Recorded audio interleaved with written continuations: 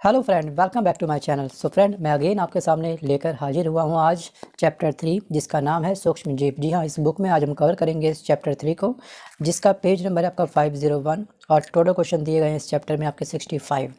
दोस्तों, अगर आपने चैप्टर नंबर 1, चैप्टर नंबर 2 या फिर अदर सब्जेक्ट के कोई भी वीडियो नहीं देखे हैं इस बुक से संबंधित, तो आप उन सभी वीडियो को देख सकते हैं, जिसका लिंक दिया है मैंने डिस्क्रिप्शन बॉक्स में।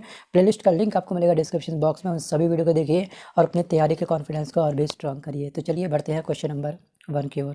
क्वेश्चन नंबर 1 इज, सभी सूक्ष्म जीवों में से सबसे अनुकूल और बहुमुखी कौन सा है? देखिए, जो ये आप ABCD चारों ऑप्शन देख रहे हैं, ये सभी क्या है? ये सभी हैं सूक्ष्म जीव। लेकिन एक ऐसा जीव है जो आपका बहुमुखी है, मतलब कि जो जीवित और निर्जीव दोनों तरह के तंत्रों में जीवित रह सकता है और हमेशा वो एक्टिव रहता है, चाहे बॉडी डेड हो या फिर चाहे बॉडी लिविंग में क्यों ना हो, मतलब कि सजीव बॉडी क्यों ना हो।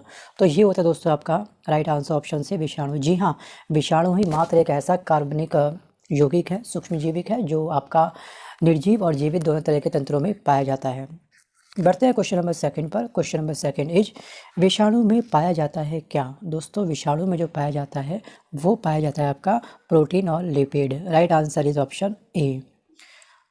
क्वेश्चन नंबर 3, कवक को मारने के लिए हम कौन से रसायन का प्रयोग करते हैं? दोस्तों, कवक जो होता है आपका, इसको मारने के लिए हम लोग कॉपर सल्फेट का प्रयोग करते हैं। और ये कैसा होता है? ये एक आपका कार्बनिक यौगिक होता है।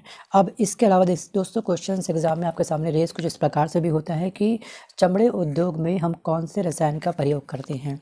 जो चमड़ा उद्योग होता है, जहाँ पे चमड़ा बनता है, प्योर चमड़ा यहाँ पे बनता है, तो उस उद्योग में हम लोग प्रयोग करते हैं कॉपर सल्फेट का। ये पॉइंट भी आपको ध्यान रखना है। क्वेश्चन नंबर 4, निम्न में से किसका तपेदिक के इलाज के लिए प्रयोग होता है? राइट आंसर इज ऑप्शन से penicillin. Right answer is option से। तो दोस्तों, अब बढ़ते हैं क्वेश्चन नंबर 5 की ओर। क्वेश्चन नंबर 5 इज, विषाणु के बारे में कौन सा कथन सत्य है? विषाणु के बारे में कौन सा कथन सत्य है? तो ये है दोस्तों, ये केवल पोषक कोशिकाओं में गुणित होते हैं। Right answer is option D. Move करते हैं क्वेश्चन नंबर 6 की ओर। एड्स विषाणु होता है। दोस्तों, एड्स विषाणु हमेशा एकल तंतु RNA होता है। और एड्स की फुल फॉर्म क्या है? एग्जाम में कई बार पूछी जाती है। तो एड्स की फुल फॉर्म आप ध्यान रखिएगा, इसको बोलते हैं एक्वायर्ड इम्यूनो डिफिशियंसी सिस्टम। ठीक है, तो ये आपको पूरी फुल फॉर्म ध्यान रखनी है। मैं इसकी स्पेलिंग पूरी कंप्लीट लिखना चाहूँगा आपके सामने, जिसको आप सब बच्चे ने पेन डाउन करना है। अगर आपको मालूम है तो प्लीज़ पेन डाउन मत करिएगा, क्योंकि जो आता है सो आता है, उसको बार बार लिखने की आवश्यकता नहीं है। हाँ, अगर आप चाहें तो रिवीजन के तौर पे कमेंट कर सकते हैं। रिवीजन के तौर पे आप लोग चाहें तो कमेंट कर सकते हैं उसका रिवीजन सिंड्रोम। ठीक है, तो ये होती है इसकी फुल फॉर्म। क्वेश्चन नंबर 7, निम्नलिखित में से कौन सा जीव समूह तेजी से वृद्धि करता है? तो right answer is option C, जीवाणु। देखिए, तेजी से वृद्धि करने का अर्थ है कि जीवाणु हमेशा क्या होते हैं कि अलैंगिक प्रजनन के द्वारा तेजी से वृद्धि करते हैं। ये प्रजनन के रूप में केवल 15 से 20 मिनट के अंदर अपनी प्रजनन प्रक्रिया को कंप्लीट करते हैं। 15 से 20 मिनट। एक बार SSC सीजल में ही आपका जो क्वेश्चन पूछा गया था, ये मिनट पूछा गया था, 15 से 20 मिनट इसका ऑप्शन दिया गया था। तो ये फिगर आपको याद रखनी है। क्वेश्चन नंबर 8, कुछ विषाणु में RNA होता है, बिल्कुल, लेकिन उनमें DNA नहीं होता है। तो आखिरकार ये क्या हमको इंडिकेट करता है, क्या इंगित करता है? तो ये इंगित करता है कि इन विषाणु में आनुवांशिक सूचना RNA द्वारा की जाती है। ठीक है, RNA, अगर RNA होगा तो सूचना क्या होगी दोस्तों? आनुवांशिक सूचना हमको इसके द्वारा ही प्राप्त होगी, ना कि DNA के द्वारा। क्वेश्चन नंबर 9, पोलियो क्या है? पोलियो दोस्तों एक होता है आपका विषाणु। क्या होता है? विषाणु। और इसके विषाणु का नाम क्या होता है? तो इसके विषाणु को बोलते हैं पोलियोमेलाइटिस। क्या बोलते हैं? पोलियोमेलाइटिस। अगर हम बात करेंगे दोस्तों यहाँ पर पोलियो के बारे में, पोलियो एक क्या होता है? विषाणु जनित क्या है? बीमारी होती है। ये पानी से, मल द्वारा ये फैलती है। और इसके विषाणु का नाम आपको ध्यान रखना है, क्या था? पोलियोमेलाइटिस। क्वेश्चन नंबर 10, तपेदिक किससे फैलता है? तो तपेदिक फैलता है संक्रमित वायु के द्वारा। राइट आंसर इज ऑप्शन ए। और तपेदिक दोस्तों वास्तव में संक्रमित वायु के द्वारा फैलता है, बट ये आपको ध्यान रखना है साथ ही साथ कि तपेदिक बीमारी जीवाणु माइकोबैक्टीरियम ट्यूबरक्लोसिस के द्वारा फैलती है। ये व्यक्ति के फेफड़ों को प्रभावित करती है। क्वेश्चन नंबर 11 इज, रेबीज क्या है दोस्तों? तो रेबीज जो होता है वो एक होती है विषाणु की बीमारी। और रेबीज के जो सिम्टम होते हैं, इसका जो विषाणु होता है उसका नाम होता है आपका लायसा विषाणु। और ये विषाणु दोस्तों जो पाया जाता है, ये पाया जाता है लार में, वो भी जानवरों की लार में। जब भी कुत्ता में काटता है तो हमें क्या होता है, रेबीज हो सकता है, हम कहते हैं ना। तो ये कुत्तों के द्वारा फैलने वाली बीमारी होती है जो जानवरों के दांतों में पाई जाती है, और दांतों में क्या लगा होता है, लार। क्वेश्चन नंबर 12, डेंगू किससे फैलता है? देखिए डेंगू जो फैलता है वो फैलता है मच्छरों के द्वारा।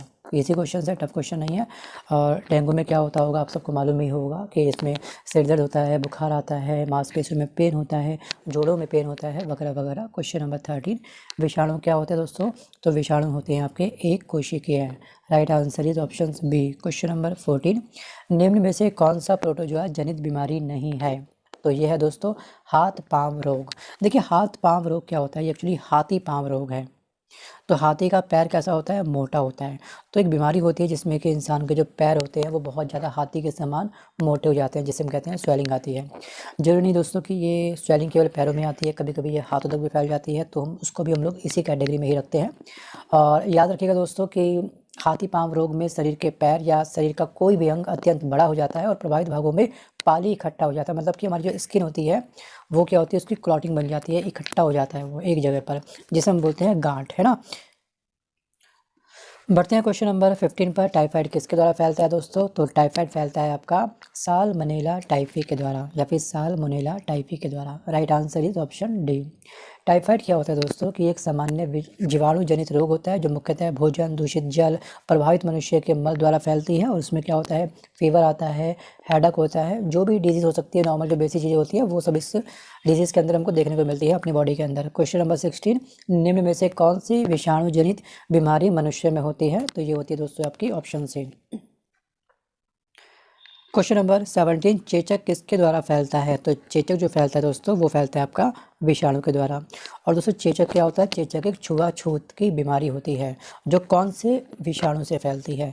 इसके विषाणु का नाम भी आप ध्यान रखिएगा। इसके विषाणु को बोलते हैं हम लोग वेरिसेला जिस्टर। क्या बोलते हैं? वेरिसेला जिस्टर। क्वेश्चन नंबर 18, रोगजनक जीवाणु स्रावित करते हैं क्या? तो ये स्रावित करते हैं एंटीजन। दोस्तों इसमें क्या होता है थोड़ा सा समझ लीजिएगा आप लोग। एंटीजन क्या होते हैं? एंटीजन जो होते हैं वो बाहरी एक पदार्थ होता है जो शरीर में प्रवेश कर प्रतिरक्षा तंत्र को प्रभावित करता है, जो शरीर को संक्रमण से लड़ने के लिए तैयार करता है। आप देखते होंगे दोस्तों जैसे कि हमारा आरबीसी होता है और जो हमारा डब्ल्यूबीसी होता है, डब्ल्यूबीसी का काम क्या होता है कि बाहरी जो अनवांटेड जो वायरस वगैरह आते हैं उनसे ये हमारी रक्षा करता है। तो उसी प्रकार से ये हमारा एंटीजन भी काम करता है। क्वेश्चन नंबर 19, नीलहरी शैवाल किस समूह में आते हैं दोस्तों? तो ये आते हैं हमारे साइनोबैक्टीरिया में।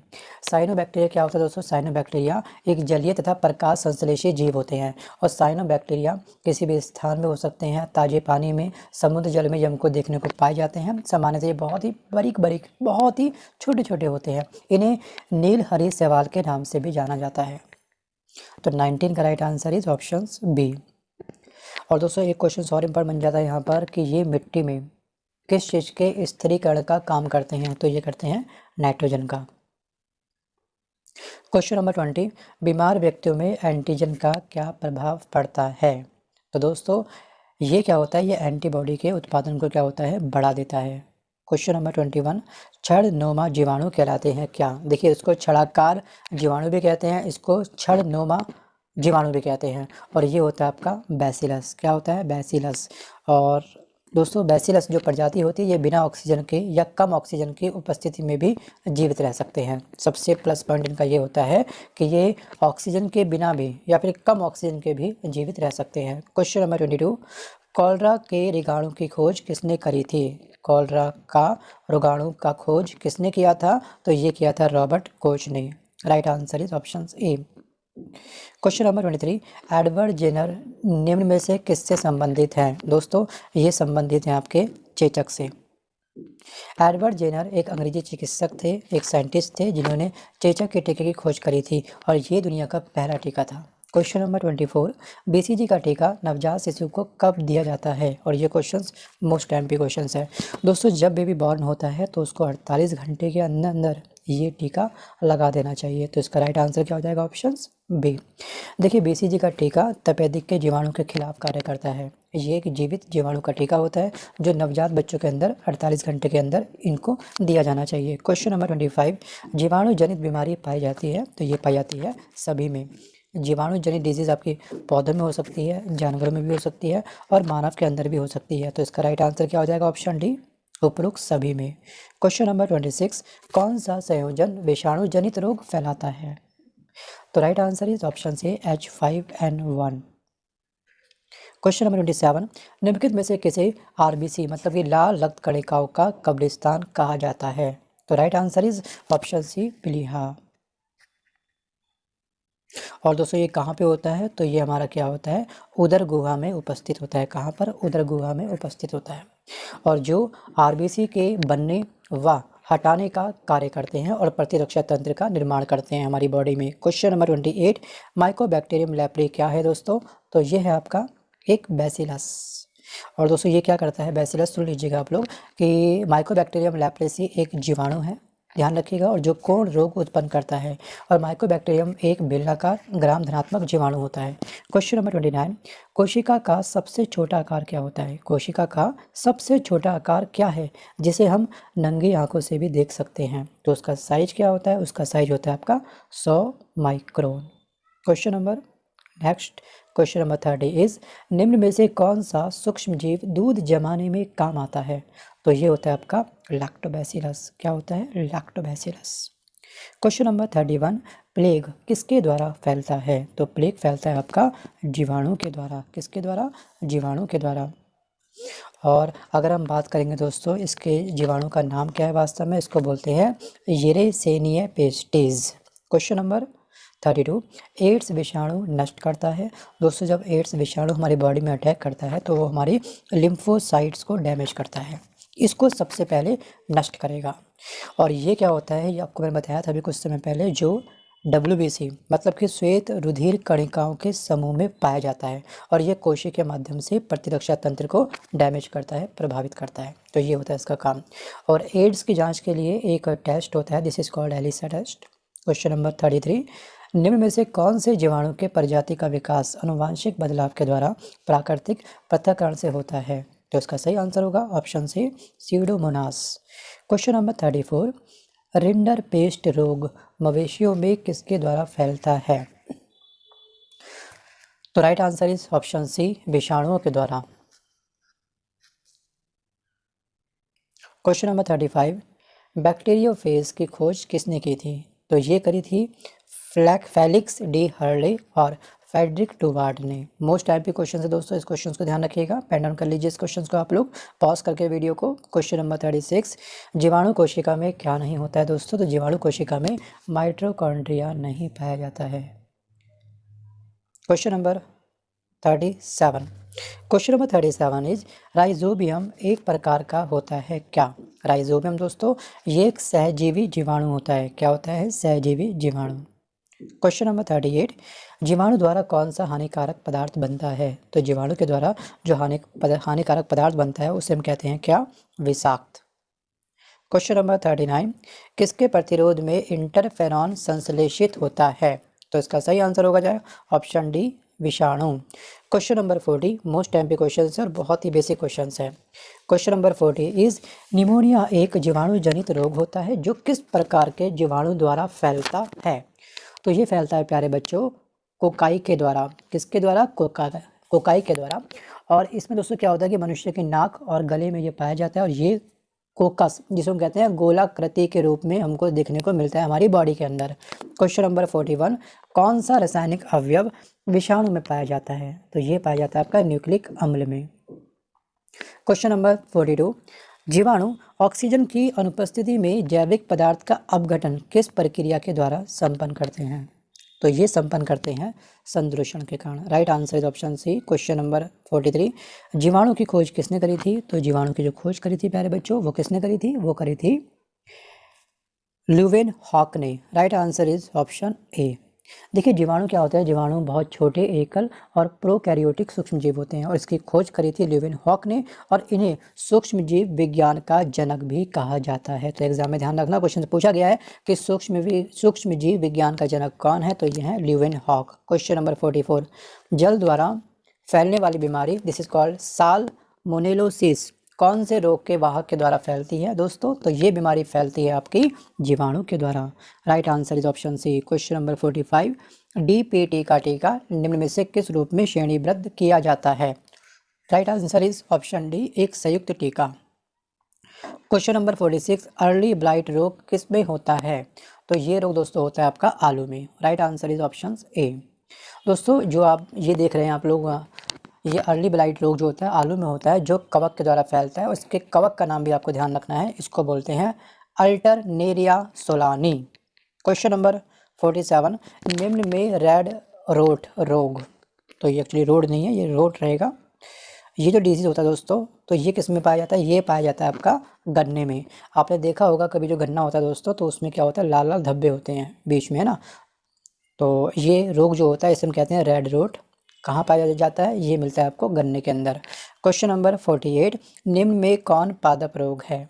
ध्यान से पढ़िएगा इसके स्टेटमेंट को, तो हम पाएंगे यहाँ पर जो पादप रोग है दोस्तों, तो वो है आपका क्या, सिट्रस कैंकर। तो राइट आंसर इज ऑप्शन ए।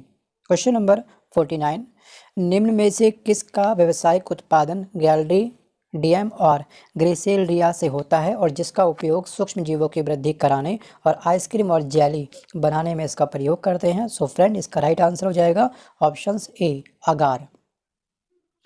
अब बात करते हैं अगला टॉपिक आपका सवाल और कवक। यहाँ से संबंधित इस चैप्टर में आपको दिए गए हैं 14 क्वेश्चन, तो चलिए देखते हैं। क्वेश्चन नंबर 1, कवक जो पेड़ की छाल पर वृद्धि करते हैं वो क्या कहलाते हैं। जी हाँ, ऐसे कवक जो पेड़ों की छाल पर वृद्धि करते हैं, अपनी ग्रोथ करते हैं, उसको बोलते हैं सेक्सी कोलोकस। इसका राइट आंसर हो जाएगा ऑप्शन डी, कॉर्टिकोलोकस। क्वेश्चन नंबर 2, गुलाबी फफूंदी का सामान्य नाम क्या है। गुलाबी फफूंदी का सामान्य नाम होता है आपका Rhizopus. Right answer is option B.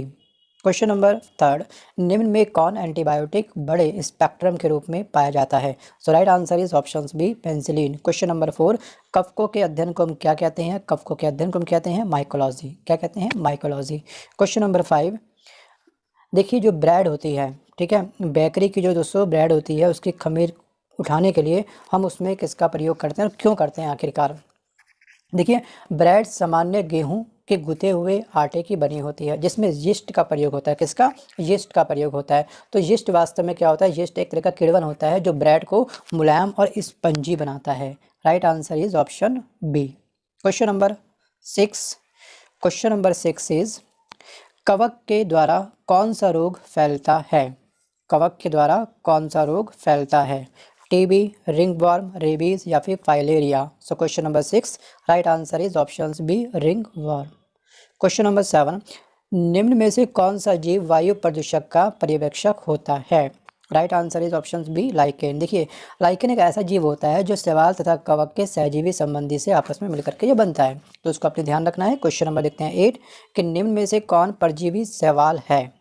ठीक है, कौन परजीवी शैवाल है। So friend right answer is options what, right answer is options B. Move करते हैं, क्वेश्चन नंबर देखते हैं क्वेश्चन नंबर 8। ये हमारी स्क्रीन पर क्वेश्चन नंबर इज यीस्ट क्या होते हैं दोस्तों, तो यीस्ट होते हैं आपके एक प्रकार के कवक। क्वेश्चन नंबर 10, निम्न में से कौन सा जीव अल्कोहल के किण्वन के लिए उत्तरदायी होता है। Right answer is option B. Question number 11 is aspergillus में मादा प्रजनन होता है क्या। सो इसका राइट आंसर हो जाएगा ऑप्शन 11 का right answer is option D, antheridium और स्कोगोनियम। क्वेश्चन नंबर 12, एंटीबायोटिक पेनिसिलिन निम्न में से किस प्रक्रिया से प्राप्त होती है, तो ये प्राप्त होती है आपकी कवक के द्वारा। क्वेश्चन नंबर 13, निम्न में कौन सा कवक जनित रोग है, त्वचा रोग, कॉलरा, पेलिया, indigofera. So right answer is option C त्वचा रोग। क्वेश्चन नंबर 14 इज शैवालों के लैंगिक प्रजनन में 2 विभिन्न आकार के युग्मकों के मेल को क्या कहते हैं। दोस्तों ये कहते हैं ऑप्शन बी, विषम युग्मक। दोस्तों ये थे आपके सिंपल से क्वेश्चंस और ये सभी क्वेश्चंस आपके किसी न किसी एग्जाम में पूछे गए हैं। ठीक है, तो आज के इस वीडियो को मैं यहीं पे समाप्त करता हूँ। बस आपसे ये कहना चाहूँगा कि अगर ये वीडियो पसंद आया हो, जानकारी आपको अच्छी लगे, तो प्लीज़ वीडियो को लाइक और हमको सपोर्ट करने के लिए इस वीडियो को शेयर करना प्लीज़ मत भूलिएगा। और अगर आपको अन्य वीडियो देखने हैं तो उसकी प्लेलिस्ट का लिंक दिया गया आपको डिस्क्रिप्शन बॉक्स में। कोई भी अगर आपकी राय होती है तो वो आप मुझे कमेंट कर सकते हैं। Thanks for watching this video. Bye bye, take care, wish you all the best for your exam.